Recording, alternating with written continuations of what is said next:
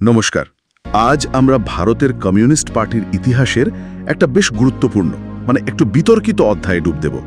সময়টা 60-এর দশকের মাঝামাঝি, যখন পার্টিতে মার্ক্সবাদ আর যাকে বলা হচ্ছে সংশোধনবাদ, তার মধ্যে একটা জোরদার মতাদর্শগত সংঘাত চলছিল।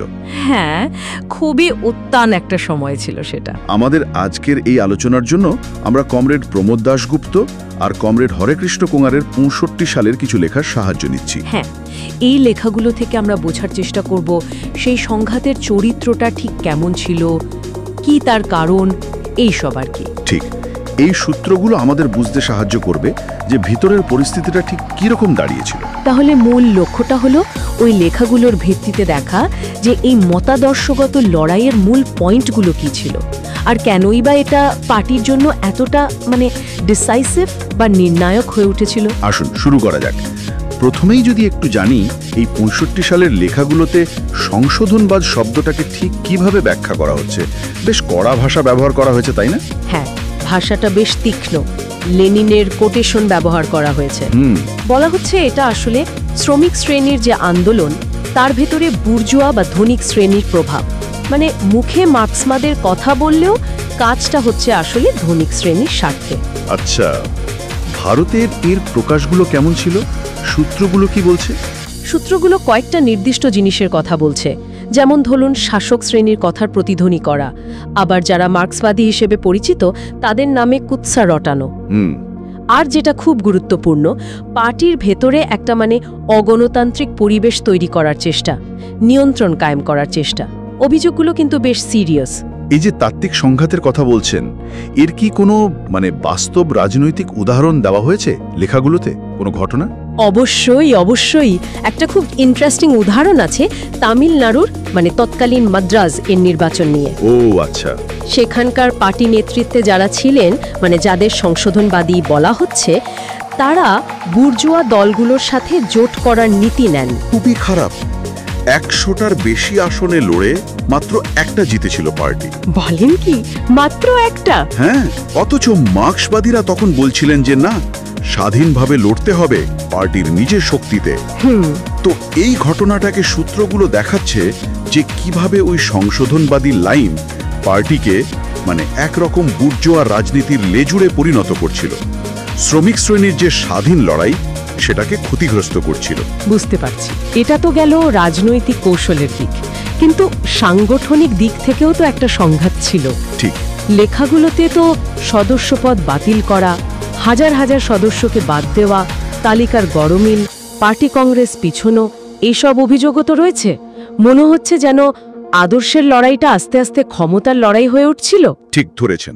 ব্যাপারটা শুধু অনিয়ম ছিল না, সূত্রগুলো বলছে এটা একটা প্ল্যান্ড চেষ্টা ছিল। প্ল্যান্ড?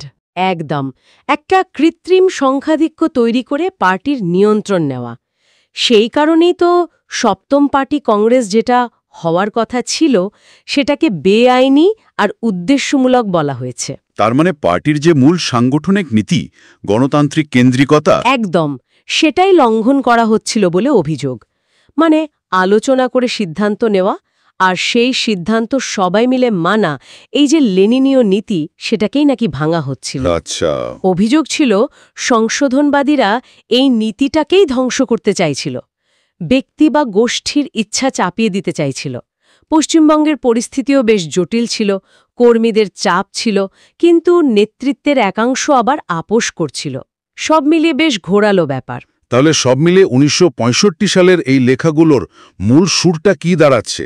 এটাই যে মার্ক্সবাদ আর সংশোধনবাদের মধ্যে কোনো রকম আপোষ বা সহবাস্থান সম্ভব নয়।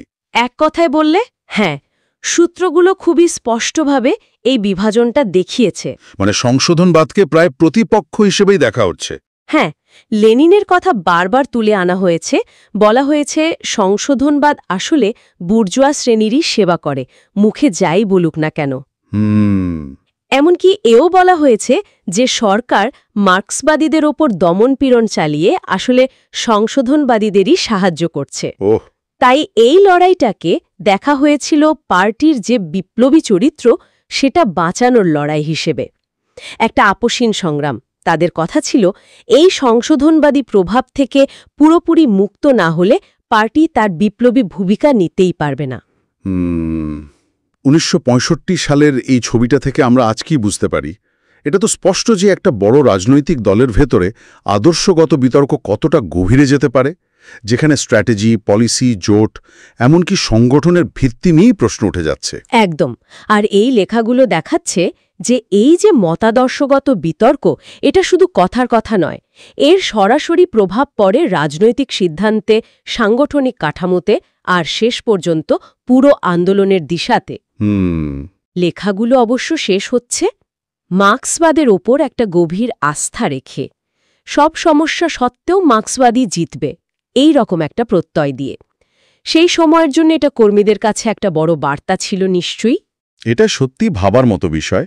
এই ধরনের যে গভীর অভ্যন্তরীণ মতাদর্শগত লড়াই, সেগুলো তাৎক্ষণিক সমস্যা মিটে যাওয়ার অনেক পরেও একটা রাজনৈতিক আন্দোলনের যে লম্বা পথ চলা, তার চরিত্র, তার বিবর্তন, সমাজে তার প্রভাব, সেগুলোকে কিভাবে আকার দেয়, এটা নিয়ে আরও ভাবা যেতে পারে।